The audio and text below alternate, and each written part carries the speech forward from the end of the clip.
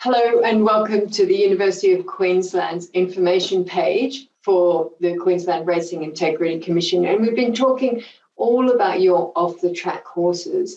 And I'm really pleased if you've got an off-the-track horse, congratulations, that is fantastic news. One of my favourites, as you can probably tell if you've watched the videos on this page, I really do love off-the-track horses. And I think that it's always a good time, particularly when you get a new horse, to take a step back and have a bit of a rethink about the way you train and manage your horse. And so for that reason, I put together a little 14-day challenge. And this is really about challenging you to rethink the way you train and manage and ride your horse. And so because you're here on this page, I'm going to offer you that for free. So you can actually get in for no charge at all. Usually it's only $14 US anyway. But if when you go to the checkout page, you just put the initials of the Queensland Racing Integrity Commission, so QRIC, in the coupon slot, it will come up as $0 when you check out. So let me tell you a little bit about the 14-day challenge. Each day in your email, you'll get a new lesson. So it'll come with a video from me, explaining something, and then I will send you home to do a little exercise, which is the challenge to rethink something. So we're going to start off talking about your horse's emotional level. And we know these off-the-track horses that emotional level is a really important thing to actually take control of right at the beginning when you start training. Because one of the things about race horses is they quite often have very high emotional levels because they've been exercising that flight instinct all the time, and there hasn't really been any need for them to relax and focus on the rider or any of those things that we really want them to do when they're with us. So that's the first one we talk about, the horse's emotional level. In the next challenge, so that's on day 2, I talked to you about the engagement zone, and I define what that means. What do I mean by the engagement zone? And it's a bit like in education, we talk about the zones of regulation. So when you have children that are not sort of emotional or aroused enough to be learning, and then you have them there a little bit more aroused, a little bit more sort of emotional, engaged. And that's a really good learning area. And then you might get them too emotional. So they might be, running around or fighting or doing something like that. They're over that zone, so they're also not learning optimally. And with the zones of regulation, of course, we have an even higher one, which is perhaps where the child is scared or anxious or something. And then again, they're not learning optimally. So we want to really try and keep our horses in that engagement zone. And I discussed that on day 2. So it's all well and good knowing about the engagement zone, but what you really need to know is how to get your horse into the engagement zone. So on day 3, I tell you that. And it's going to look very like the working with the bridle exercise here, the give to the bit exercise that I showed you very briefly. But on that day, we're going to have a full length lesson on training your horse to give to the bit, which means to have the horse travel in frame, be soft and responsive in the bridle, which is really important, as you probably already know, for your off-the-track horses. So the next day, we're going to look at how your horse learns. And we're going to talk about combined reinforcement here. I know there's been a lot of information about negative and positive reinforcement. We also don't talk enough or understand enough about correction, which is another word for punishment. We don't understand that very well, and horses don't learn from that very well. So with that day, I'm going to encourage you to be more proactive with your riding and use combined reinforcement, and I'm going to show you how to do that. And on day 4, we're talking about controlling the shoulders. So we took control of the front feet and taught the horse give to the bit, travel in frame, and follow your nose. But horses don't always follow their nose, do they? We know that. If anybody ever been on a horse sort of running sideways, they don't always follow their nose at all. So what we want to do is actually take control of the shoulders so that we can tell the horse really simply where to put its feet.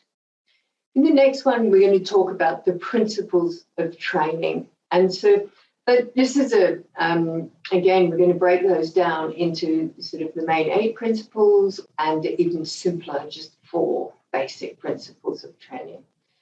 On day 6, I'm going to talk about confidence. And I know, a confident horse is something I don't think, concentrate on enough. We always think about the confident rider, and we do sort of think about that a lot, and we work a lot on our own riding confidence. And of course, that's really important.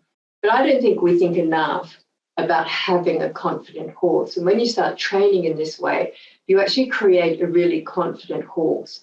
And I'll discuss what confidence is during that day as well. But I think to a certain extent, just basically, I think confidence is about knowing what might happen next. Now, we can never be completely sure, but we can have a fairly good idea. And if you start establishing really good training patterns with your horse, the horse will know what might happen next. And so that will give your horse confidence.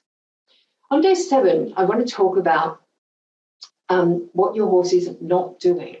I think one of the things with horses is that it's really easy to see what the horse is doing. My horse is bucking, or my horse is rearing, or my horse won't let me catch him, he's running away from me. These are all really clear things that the horse is doing wrong, usually it's wrong. And so if we turn that around, I think it helps us to be proactive rather than reactive. If the horse is bucking, we're likely to react to that by correcting the horse or punishing the horse. So if you actually look at what the horse isn't doing, let's say the horse isn't maintaining self-carriage, or the horse isn't staying in canter, or the horse isn't standing still when I get on, all of these sorts of things, we can address those, and we can address them in a very proactive way. So that's day 7, looking at what your horse isn't doing rather than what your horse is doing.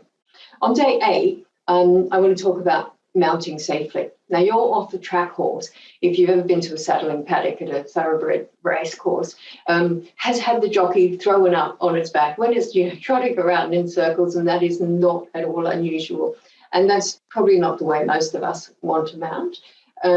We would like the horse to stand perfectly still next to the mounting block while we get on and adjust our shirt and get our feet in the stirrups and, generally answer the phone, do what else we have to do before asking a horse to step off. And of course, the horse should wait at the mounting block before stepping off until it's asked to step off. So that's a really important lesson, that day 8, mounting safely. On day 9, I'm going to look at trailer loading. Now, a lot of your off-the-track horses will have only ever travelled on a truck, and trailer can be quite different. I leave this until day 9 because it's really good if your horse has some good foundations. And we talked earlier about establishing really good patterns. So if your horse already understands good patterns, trailer loading is an absolute doddle. But I think you'll enjoy that whether your horse is a good loader or not a particularly good loader. It's a great lesson. On day 10, I want to look at long reining. We're going to break this down to a full-length training lesson. And I know that some of your horses, especially if you've got standard breds, they will have long range, but they won't have long range like this. So it is important that you go through all the work before that. So the give to the bit work is very important. So while I said, standard bred might have long rein before, it's certainly going to be used to having a rope behind it and that sort of thing. But it's not going to have done it in the frame or self-carriage that we're going to be teaching your horse. So it's a very important exercise. The next one, we're going to have a quick look at the round pen and liberty work, where I'm not going to spend a lot of time on this because I don't think that it's always terribly useful. I'm talking mostly about what not to do in the round pen in this short lesson. And I think the round pen is useful for some things and not for others. And so I'm just going to have a quick discussion really about not chasing your horse in the round pen. That is quite a hard thing to do, but I've got a couple of articles in there for you too, which I think will be of interest. On day 12, we're looking at short reining, and this is a bit like long reining, but especially if you've got a horse that hasn't been ridden for a while, or perhaps you've got a standard bred horse that's never been ridden and you're breaking it in yourself or starting it under saddle yourself, then I think this lesson is really important. So for me, short reining is that great step between groundwork and ridden work.